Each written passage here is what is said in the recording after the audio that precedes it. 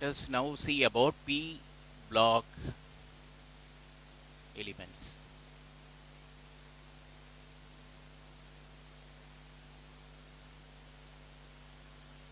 P block elements, as the name itself suggests, are elements which are there in P1 to P6 block. In the sense, the outermost shell has electrons in p orbitals from P1 to P6. Outermost shell has electrons from P1 to P6.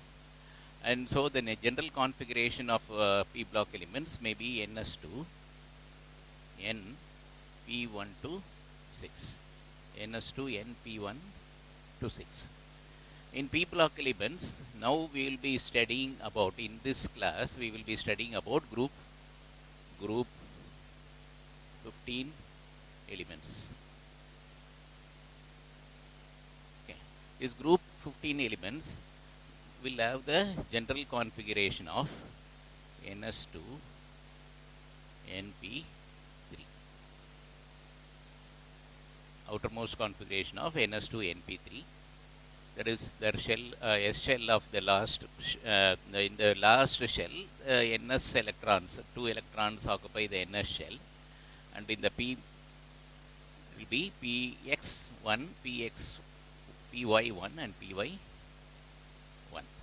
Sorry, px1, py1 and pz1. So it will have 3 unpaired electrons. So the prominent elements of this type are nitrogen, phosphorus, arsenic, antimony. Okay. So nitrogen, you know very well, it is available in abundance in atmosphere. The atmospheric air contains 78% of nitrogen. Okay. So the atmospheric air contains 78% of nitrogen, and so from air also the nitrogen can be isolated. Otherwise, as a mineral or a ore, it can be available as calcium nitrate,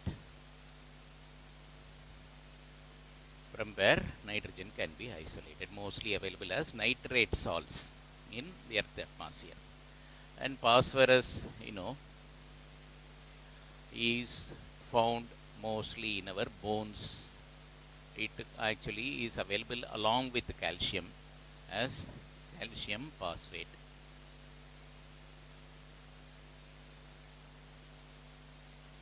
Available as calcium phosphate, or mostly it will be in the apatite family. Okay. So the other elements like arsenic, antimony, bismuth, they are little unique in the sense they have both metallic, they are semiconductors. Okay, mostly they are arsenic, antimony.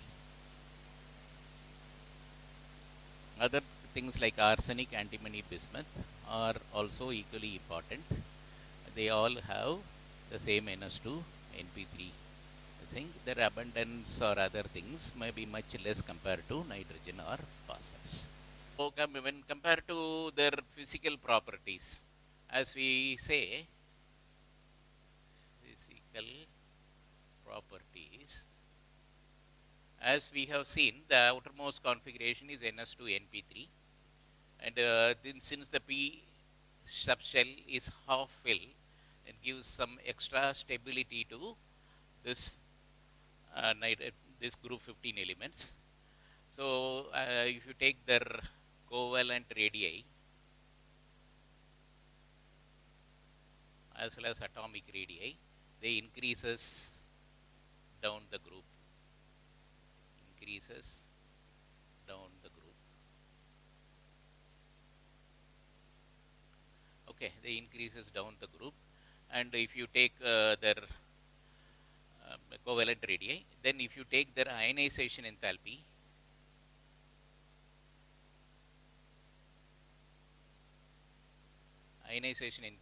decreases down the group.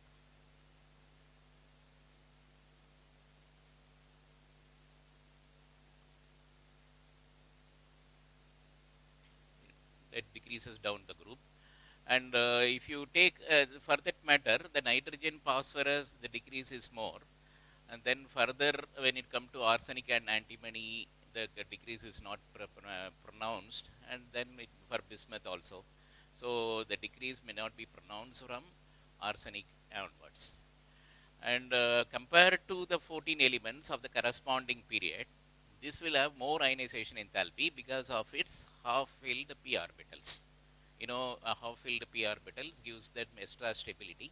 So the ionization enthalpy of these elements are comparatively more when you compare them with the corresponding element of the previous period, that is in group 14 period, because of this half-filled electronic configuration of p shells. So then again, if you take the character of these elements, we know very well that nitrogen and phosphorus are having non-metallic character. They are non-metals. Okay, as I have told you earlier, arsenic and antimony are metalloids. So neither they are metals nor they have the non-metals property. And the bismuth is a metal.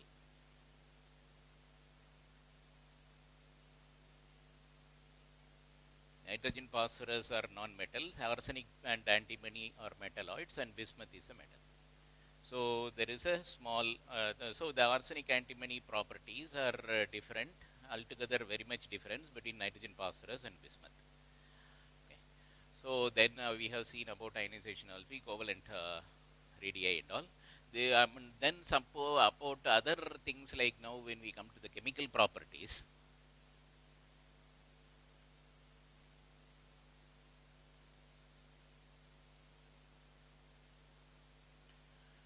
these group 15 elements have oxidation states mainly as -3, +3 and +5.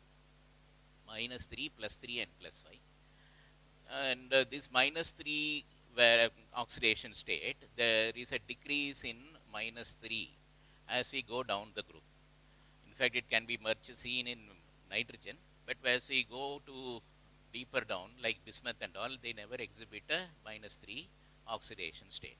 And +3 is the most prominent oxidation state for all the group 15 elements, right from nitrogen, phosphorus, antimony, arsenic, bismuth. And of course, +5 oxidation state also decreases down the group. The tendency to form +5 oxidation state or compounds with the +5 oxidation state also decreases down the group. The +3 character, so most of the elements in this group are available in +3 oxidation state. Accordingly, their compounds. So of these 5 elements, nitrogen is unique and has its property different from that of others. We call this as anomalous properties of nitrogen. Though a member of group 15 elements, its properties are much better or much different from that of others.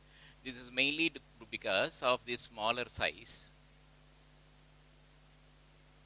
The size is very small compared to other group 15 elements, and because of the smaller size, definitely high ionization enthalpy. High ionization enthalpy, and not only that, it has high electronegativity.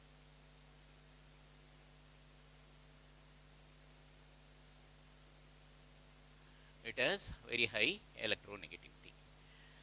So these 3 properties make it different from others. And not only that, it has no D subshell available.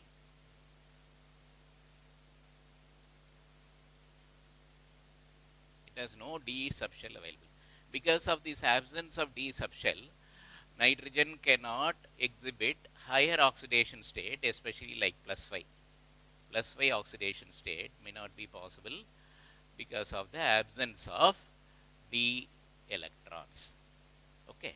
So, because of the smaller size, higher ionization enthalpy and high electronegativity, it has the way it reacts with oxygen is much different in the sense, though we have seen it is -3, +3 and +5 are the prominent oxidation states of our group 15 elements.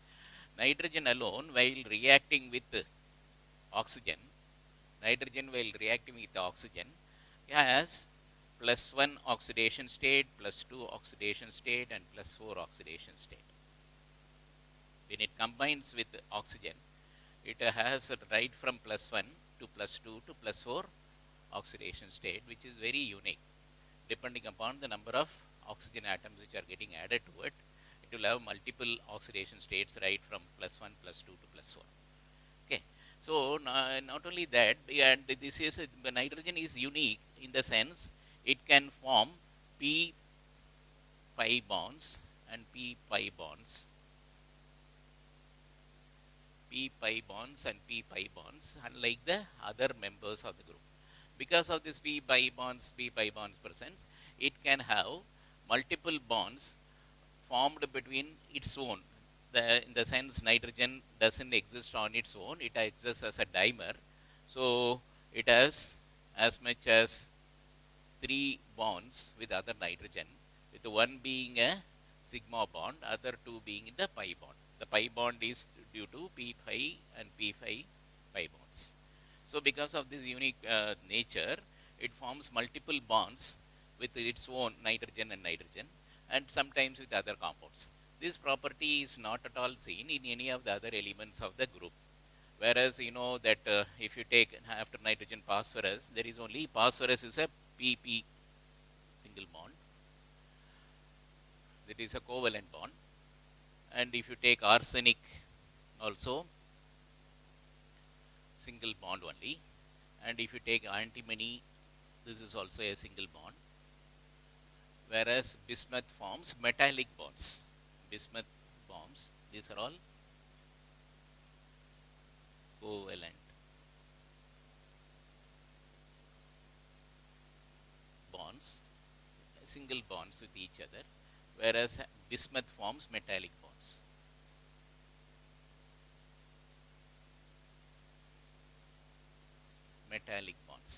So, that's in this ways, the absence of D subshell prevents it in occurring higher oxidation states. Because of other activities and things like that, it is different from others in their property, and it is unique behavior with oxygen, and formation, the ability to form p5 bonds make nitrogen much different than others in the group. So, these are the different or anomalous behaviors. Reaction with hydrogen. All the group 15 elements, they react with the hydrogen, forming hydrides of the type EH3, where E is nitrogen, phosphorus, arsenic, antimony or bismuth. Okay. So, the hydrides formed, if you take the stability of the hydrides,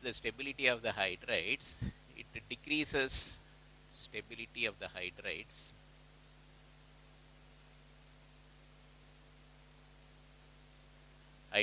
decreases down the group.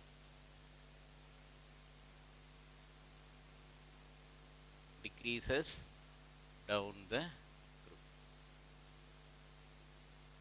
So, ammonia is more stable compared to BiH3. Then this is mainly, you can see, you can observe this from their bond dissociation enthalpy values. Bond dissociation enthalpy values of different group 15 elements. From there you can even easily infer that the stability decreases down the group. So, because of this reducing the thing, where this has a pronounced effect on their reducing properties. So, reducing properties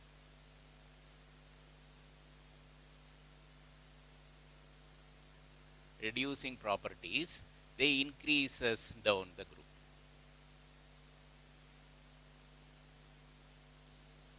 Reducing properties increase down the group, because you know very well, since the stability is down, their power to reduce others, you know, because they can easily give out that hydrogen to others and then go to their stable state of the element. Reducing properties increases down the group. So apart from that, this all these hydrides show basic character.